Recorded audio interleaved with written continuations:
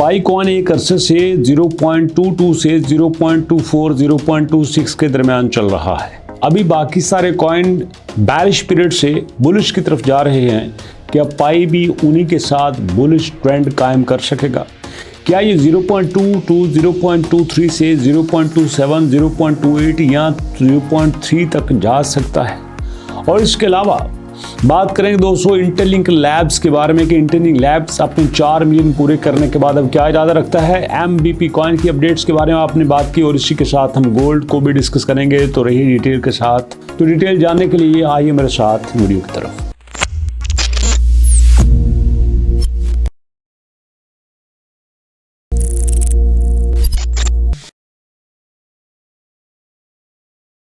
बिस्मिल्लाहिर्रहमानिर्रहीम, अस्सलाम वालेकुम। दोस्तों अगर हम पाई का एक वीक का चार्ट देखें तो आपको नजर आएगा कि तकरीबन 20-21 तारीख के बाद से लेकर अब तक पाई एक स्टेबल लेवल पे चल रहा है। जी हाँ, 20-21 तारीख के पाई 0.23 पे था, अब भी 0.23 0.235 0.234 या 0.24 तक चल रहा है।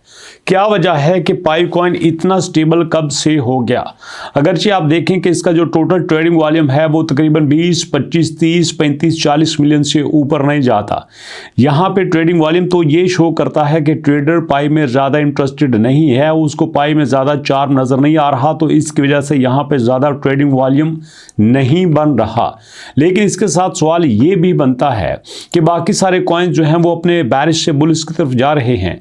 आपका BNB 1.24 पे है, आपका XRP जो है वो तकरीबन 7-8% पंप हुआ है और आपका जो बिटकॉइन है वो भी तकरीबन 1% पे पंप हुआ है। तो सारे कॉइन पंप हो रहे हैं, क्या आपका पाई भी पंप होगा? तो भैया इसका सादा सा जवाब है, अगर हम पाई को इस हिसाब में रखें कि ये बिटकॉइन के साथ रिलेट करता है तो भैया ये बिटकॉइन के ऊपर जाने की वजह से ऊपर जाएगा, ज़रूर जाएगा, लेकिन बिटकॉइन के ऊपर जाने की वजह से इसको इतनी ज़्यादा सपोर्ट नहीं मिलेगी जितनी होनी चाहिए थी।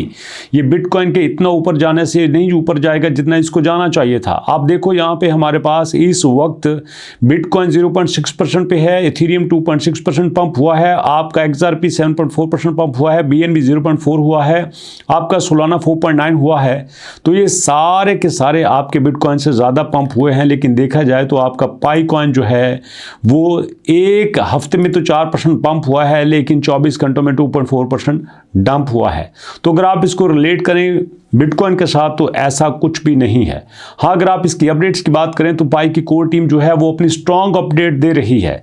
जैसा कि इन्होंने यूरोप में जाने की बात की, यूरोप में इसको लॉन्च करने की बात की और यूरोप में इसकी बाइंग करने की बात की, सेलिंग की बात की। अगर ये सारे लीगल कंडीशंस पूरी कर लेते हैं तो मैं ये समझता हूँ कि आपका बिटकॉइन यहीं से बहुत बड़ा जंप कर सकता है। और रही बात दोस्तों आपके किसी बड़ी एक्सचेंज पे लॉन्च होने की, तो उसकी कोई ऐसी न्यूज़ नहीं है।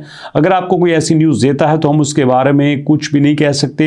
जो इन्फ्लुएंसर, जो यूट्यूबर ऐसी वीडियोस बनाता है वो खुद उसका जिम्मेदार है। और थर्ड बात, आप अगर GCV के बारे में कुछ सोच रहे हैं तो मैं सीधा सा बता दूं कि GCV इम्पॉसिबल नहीं है, this is possible fact. But ये इकोसिस्टम के अंदर लॉन्च हो सकता है और बड़ी जल्द ही लॉन्च हो सकता है। अगर आप इसमें ओपन मार्केट की बात करें तो ओपन मार्केट तक इसको लॉन्च होने में या तो इसको बड़े लेवल तक बर्न करना होगा या फिर आपको बहुत ज़्यादा वेट करना होगा। बर्निंग की बात करें तो देख सकते हैं कि आपका BNB 200 मिलियन पे था, अभी ये 137 मिलियन पे आ चुका है। यहाँ पे 63 मिलियन कॉइन जो है वो उन्होंने बर्न कर दी हैं, क्योंकि जितनी सप्लाई शॉर्ट होगी उतनी ही इसकी डिमांड ज़्यादा हो सकती है। और इसी के साथ अगर बात करते हैं इंटरलिंक लैब्स की, तो एक दोस्त ने नीचे कॉमेंट किया जो कि आपको दिखाई भी देता हूँ। यहाँ पे बड़ा मज़े का कमेंट था, जिन्होंने कहा था कि भैया ये बताइएगा कि आपने इंटरलिंक लैब से कितना पैसा लिया है। ये देखें कितना पैसा लिया है इंटरलिंक से। ये बार बार एक भाई ने यहाँ पे कहा है, अरे भैया जब पैसा लिया होता तो आपको बता देते पैसा लिया होता, और जब पैसा लेंगे तो फिर आपको बता के लेंगे, पैसा नहीं लेते तो भैया इसलिए ओपन बात करते हैं। जो अच्छी होती है वो करते हैं, जो अच्छी नहीं होती वो करते हैं। यहाँ पे एक दोस्त ने कमेंट किया, सर MBP कॉइन के रोड मैप के बारे में बता दीजिएगा। तो भैया आपके कमेंट हमारे लिए बड़े इंपॉर्टेंट है। MBP कॉइन इस वक्त काफ़ी डाउन चल रहा है। आप देखें पिछले महीने के यहाँ पे जो ट्रेंड है, पिछले महीने में 0.7 पे था, जबकि इस महीने में 0.05 पे भी आया है, लेकिन अभी 0.06 पे चल रहा है।